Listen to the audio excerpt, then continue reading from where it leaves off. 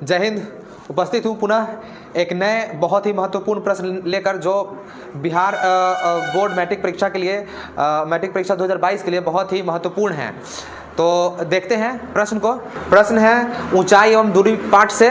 यह ऊंचाई एवं दूरी पाठ जो एक्सरसाइज नंबर है 9.1 का प्रश्न संख्या है आज 9 ही है और ये बहुत ही महत्वपूर्ण प्रश्न है 2022 के परीक्षा के लिए। तो प्रश्न को देखते हैं। प्रश्न है कि एक मीनार के 5 बिंदु से एक भवन के शिखर का उन्नयन कोण 30 डिग्री है।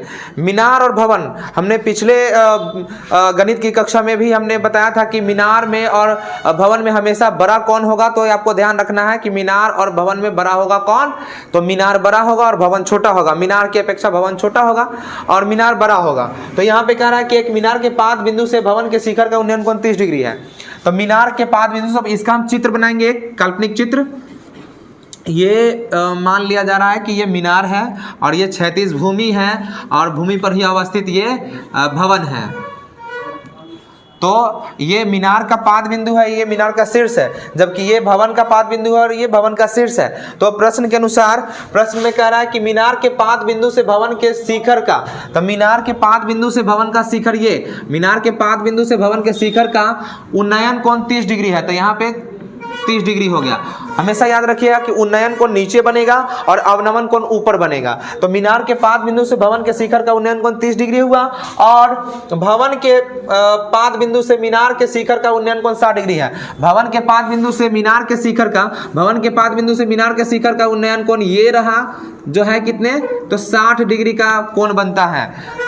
जब यदि मीनार 50 मीटर ऊंची हो, मीनार की ऊंचाई इस प्रश्न में दिया हुआ है कि मीनार की ऊंचाई 50 मीटर है, तो मीनार हमने ये इसको माना है, तो इसका ऊंचाई दिया हुआ है ये 50 मीटर है। 50 मीटर हो तो भवन की ऊंचाई ज्ञात कीजिए। तो भवन हमने माना है कि भवन ये है, भवन की ऊंचाई 1 मीटर मान लेते हैं कि ये भवन 1 मीटर ऊंचा है। तो इसी भवन की ऊंचाई को ही हमको ज्ञात करना है। अब इन बिंदुओं के शीर्षों को नाम दे देंगे, ए है, ये बी है और ये सी है और ये डी है। इधर समकोण का सिंबल लगा देंगे इस तरह से। तो 2 समकोण त्रिभुज इस जगह बन चुका है, डी सी बी और ए बी सी। तो अब हम लिखेंगे जो प्रश्न का मुख्य चीज निकालना है भवन की ऊंचाई, उसके लिए लिखेंगे माना कि भवन की ऊंचाई DC बराबर h मीटर। इसलिए समकोण त्रिभुज DCB में, तो समकोण त्रिभुज DCB में क्या, तो देखिएगा DCB यहाँ पे थीटा का काम करेगा, 30 डिग्री काम करेगा और 30 के ठीक सामने वाला मतलब थीटा के ठीक सामने वाली भुजा को लंब कहते हैं, अर्थात DC इसका लंब है और आधार BC है। तो लंब और आधार किस में आता है, तो tan में आता है। तो इसके लिए tan का प्रयोग करेंगे, tan का संबंध बनता हुआ दिख रहा है। तो लिखेंगे समकोण त्रिभुज DCB में क्या, तो tan 30 डिग्री बराबर लंब बटा आधार मतलब DC बटा BC। तो tan 30 का मान आपको मालूम होना चाहिए कि tan 30 का मान कितना होता है। एक अच्छे विद्यार्थी का, एक आदर्श विद्यार्थी का काम होता है कि वो सभी मानों को, सभी सूत्रों को दोहराते रहे, उसका अभ्यास करते रहे कि कोई भी चीज छूटे नहीं। तो इसका tan 30 का मान होता है 1/√3 बराबर DC। तो DC इसमें दिया हुआ है H और BC अज्ञात है, BC नहीं मालूम है तो BC का BC रहने देंगे। अब इसका ना तिर्यक गुणन कर लेंगे, कोणीय गुना कर लेंगे, तो BC एकम BC और इधर हो जाएगा H को √3 से गुना करेंगे तो H√3। ये समीकरण 1 मान लेंगे। पुनः समकोण त्रिभुज ABC का प्रयोग करेंगे। पुनः समकोण त्रिभुज ABC में, तो समकोण त्रिभुज ABC में क्या, तो यहाँ पे इस बार थीटा 60 डिग्री का प्रयोग करना होगा। इस 60 के लिए ये लंब है और ये BC आधार है, अर्थात AB लंब है और BC आधार है। तो लिखेंगे समकोण त्रिभुज ABC में tan 60 डिग्री बराबर AB बटा BC। tan 60 का मान रखेंगे, tan 60 का मान होता है √3।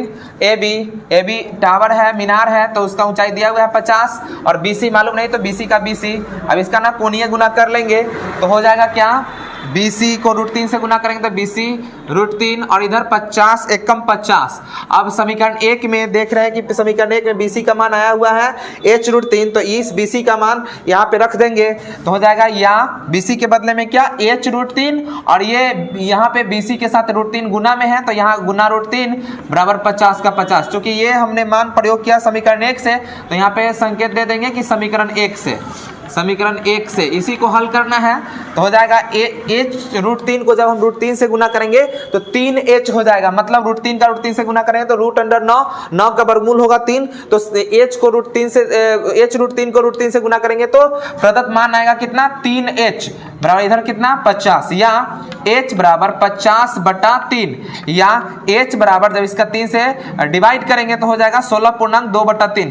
तो हमने जो माना था इस प्रश्न में मूल चीज था निकालना ज्ञात करना था भवन की ऊंचाई, तो भवन की ऊंचाई हमने माना था डीसी को, डीसी का मान h माना था, h का मान आ चुका है तो हमारा आंसर आ चुका है और बिहार विद्यालय परीक्षा समिति इतना ही आंसर मान्य करती है, इसलिए हमारा आंसर जो आया है वो सटीक है, सही है। तो यहाँ पे लिख देंगे अतः भवन की ऊंचाई डीसी बराबर h बराबर 16.2/3 मीटर। इस तरह से हम इधर से साइड हो जाते हैं और आपको अपने स्क्रीन पर पूरा यह दिख रहा होगा प्रश्न कैसे बना हुआ है। आप इसका स्क्रीनशॉट ले लेंगे और अपने उत्तर पुस्तिका में अपने कॉपी में इसे नोट कर लेंगे और इसे बार बार अभ्यास करते रहेंगे, बहुत ही महत्वपूर्ण है। आगामी परीक्षा जो 2022 में होने वाली है, डिस्क्रिप्शन में टेलीग्राम का भी लिंक दिया गया है, आप वहाँ से भी टेलीग्राम के माध्यम से हमसे जुड़ सकते हैं। और इसी प्रकार के अन्य वीडियो के लिए, अन्य गणित की कक्षा के लिए, बहुत महत्वपूर्ण प्रश्नों के लिए आप हमारे इस चैनल को सब्सक्राइब करें। मिलते हैं फिर अगले गणित की कक्षा में। जय हिंद।